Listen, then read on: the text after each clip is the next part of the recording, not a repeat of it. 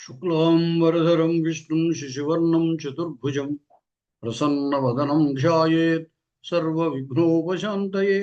अगजाननपद्मार्कं गजाननमहर्निशम् अनेकदन्तं भक्तानाम् एकदन्तमुपास्महे।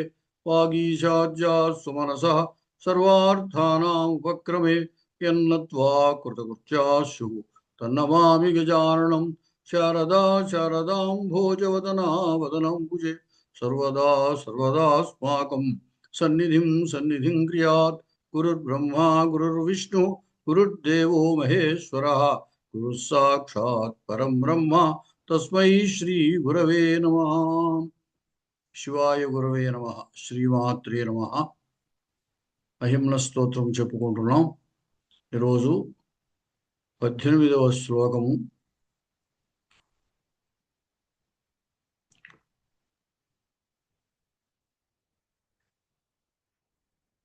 రథక్షోణీయంతా శతధృతిరగేంద్రో ధనుః అథో రథాంగే చంద్రార్కౌ రథచరణపాణిశ్చర ఇతి దిధక్షోస్తే కోయం త్రిపురతృణమాడంబర విధేయైః క్రీడంత్యో నఖలు పరతంత్రాః ప్రభుధియః.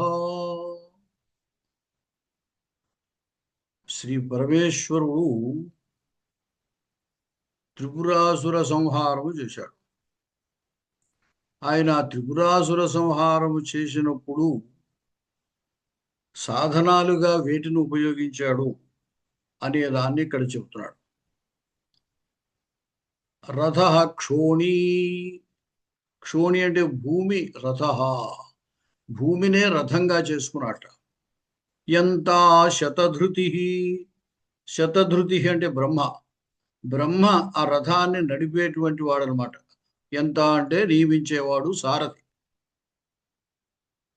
అగేంద్రో ధను, పర్వత శ్రేష్టమైనటువంటి మేరు పర్వతం, మేరు పర్వతం ధనుస్సు. అథ అనంతరం రథాంగే చంద్రార్కౌ, ఆ రథానికి చక్రాలు. ఆ చక్రము ఏమిటి? సూర్యచంద్రులే చక్రం అంట.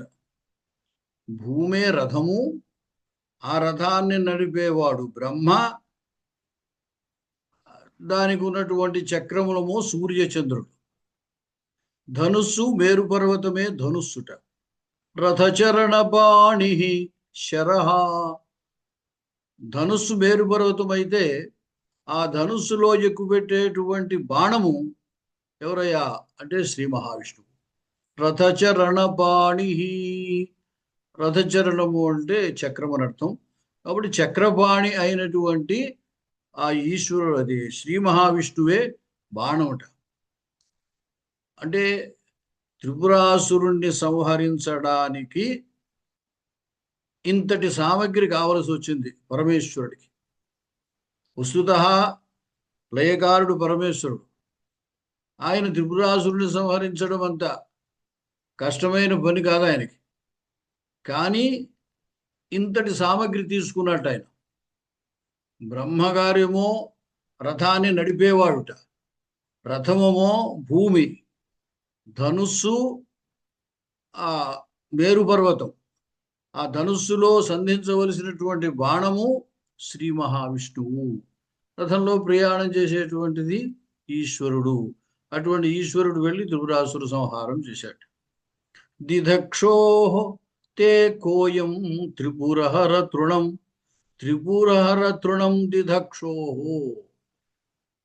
ఆ త్రిపురహర సంహారము, త్రిపురము అనేటువంటి తృణం అంటే నీ గడ్డిపోచతో సమానం ఆ త్రిపురాసురుడు. అటువంటి గడ్డిపోసను దహించాలనుకుంటున్నటువంటి నీవు, అటువంటి నీకు అయం ఆడంబర విధి కహ, ఇటువంటి ఆడంబరమైనటువంటి ఈ కార్యక్రమం అంతా ఎందుకయ్యా, ఈ విధంతా ఎందుకు? నువ్వు హాయిగా తలుచుకుంటే ఆ త్రిపురాసురుడు అనేటువంటి గడ్డి బోసని క్షణంలో దగ్ధం చేసేయగలవు. కానీ గడ్డిపోస వంటి త్రిపురాసురుణ్ణి దగ్ధం చేయడం కోసమని ఇంతటి కార్యక్రమం నువ్వు నిర్వహించావు. ఈ భూమినమో రథంగా తీసుకున్నావు, బ్రహ్మగారిని రథ సారథిగా పెట్టుకున్నావు, పేరు పర్వతాన్ని ధనుస్సులా పెట్టుకున్నావు, సూర్యచంద్రులు ఆ రథ చక్రాలుగా ఉన్నారు, సాక్షాత్ శ్రీ మహావిష్ణువునే బాణంగా ఉపయోగించుకున్నావు. ఇంత హడావిడి ఎందుకయ్యా అన్నాడు. అని విధేయై క్రీడంత్య నఖలు పరతంత్రా ప్రభుధియ.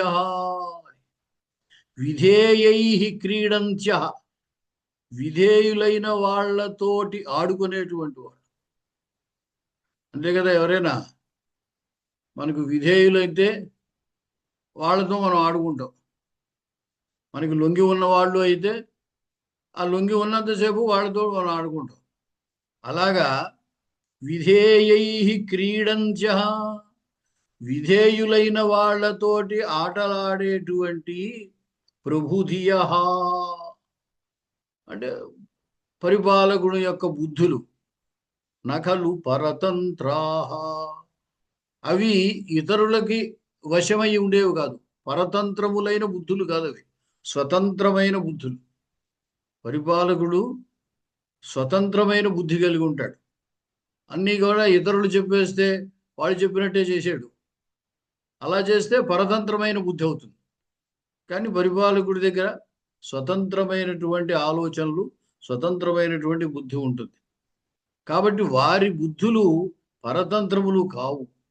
పైగా వాళ్ళు ఏం చేస్తారు, పరిపాలకులు తమకి లోబడిన వాళ్ళ చేత ఆటలాడిస్తారు. అంటే ఈ జగత్ పరిపాలకుడైనటువంటి ఆ పరమేశ్వరుడికి ఈ పైన చెప్పిన వాళ్ళందరూ లోబడి ఉన్నారనమాట. అంచేతనే వాళ్ళను నీ ఇష్టమైనట్టు ఉపయోగించుకుంటున్నావు. ఆ భూమినమో రథంగా ఉపయోగించావు, ఆ బ్రహ్మగారిని రథసారథి చేసావు, పేరు పర్వతాన్ని ధనుస్సు చేసావు, సూర్యచంద్రుల్ని చక్రాలు చేసావు, శ్రీ మహావిష్ణువుని బాణంగా చేసుకున్నావు. ఇవంతా ఎందుకు చేయగలిగావంటే వాళ్ళందరూ నీకు లోకు కాబట్టి, వాళ్ళంతా నీ అధీనంలో ఉన్నారు కాబట్టి. నీ యొక్క బుద్ధులు సర్వసమర్థుడైనటువంటి ప్రభువు యొక్క, పరిపాలకుని యొక్క బుద్ధి అది పరతంత్రం కాదు. వారి యొక్క బుద్ధులు పరతంత్రములు కావు, తమకు విధేయులైన వాళ్ళతోటి ఆటలాడుకునేటువంటి బుద్ధులు అవి. అదే నువ్వు ఇక్కడ చూపిస్తున్నావయ్యా అని. అంటే మొత్తం అంతకీ పరమేశ్వరుని యొక్క జగద్రక్షకుడు, జగత్ పరిపాలకుడు, అలాగే జగత్ కర్త, జగత్ రక్షకుడు, లయకారుడు అయినటువంటి ఆ పరమేశ్వరుడు అనమాట. అటువంటి పరమేశ్వరుడికి అందరూ లోబడే ఉంటారు అని చెప్పడం. రథః క్షోణీ యంత శతధృతి అగేంద్రో ధనుః రథః అథః రథాంగే చంద్రార్కౌ రథచరణపాణిశ్శరః ఇతి దిదక్షోస్తే కోయం త్రిపురతృణం ఆడంబర విధి విధేయై క్రీడంత్యో నకలు పరతంత్రా ప్రభుధియః. ఆ విధంగా త్రిపురాసుర సంహారాన్ని చేసినటువంటి పరమేశ్వరుని యొక్క వైభవాన్ని వర్ణించాడు. శ్రీ మహావిష్ణువు విషయంలో కూడా ఇది సరిపోదు. ఎలాగయ్యా, శ్రీ మహావిష్ణువు రాముని అవతారంలో వచ్చాడు. ఎవరిని? రావణాసురుని సంహరించడానికి. అటువంటి శ్రీ మహావిష్ణువే రాముడిగా వచ్చి ఎవరి యొక్క సహాయం తీసుకున్నాడు? సుగ్రీవాదుల యొక్క సహాయం తీసుకున్నాడు. ఆ కోతులన్నీ కలిసి వారి చేత వారధిని నిర్మింపజేశాడు. అప్పుడు లంకలోకి వెళ్ళాడు. తర్వాత రావణాసురుని సంహరించాడు. శ్రీ మహావిష్ణువు తలుచుకుంటే రావణాసురుని సంహరించడానికి వీళ్ళందరి యొక్క సహాయం కావాలా? అవసరం లేదు. కానీ వాళ్ళందరూ కూడా ఆయనకి లోబడి ఉన్నటువంటి వాడు కాబట్టి ఆయనకి ఎలా కావాలంటే అలాగా వాళ్ళను ఉపయోగించుకున్నాడు అనమాట. ఇక్కడ త్రిపుర తృణం,